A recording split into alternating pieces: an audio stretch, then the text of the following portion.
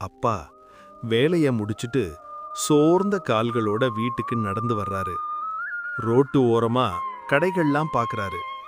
அப்போதான் அவரோட பையன் நினப்பு வருது. இன்னைக்கு சாப்பிட ஏதாவது வாங்கிட்டு போகலாமேன்னு அப்பா மனசுக்குள்ள ஒரு ஆசை. அவர் சட்டை பாக்கெட்டில் கைவிட்டு பார்க்கறாரு. இருக்கிறது ஒரே ஒரு 100 ரூபாய் தான். கடை அருகில் போய் மெல்ல கேட்கிறாரு. ஆப்பிள் எவ்வளவு? 180 ரூபாய்ன்னு கடைக்காரர் சொல்றாரு.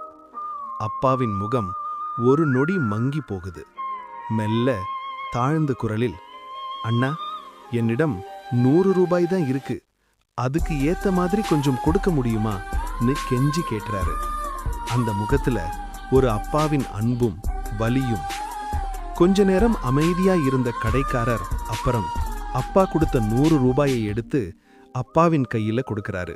அது பணம் இல்ல, அது மனிதநேயம். அப்பா அவசரமா வீட்டுக்கு போறாரு. குட்டி பையன் கையில அதை கொடுக்கறாரு. அவன் அப்பாவை பார்த்து சின்ன சிரிப்பு சிரிக்கிறான். அந்த ஒரு சிரிப்புல அப்பாவின் எல்லா கஷ்டமும் கரைஞ்சு போயிடுது.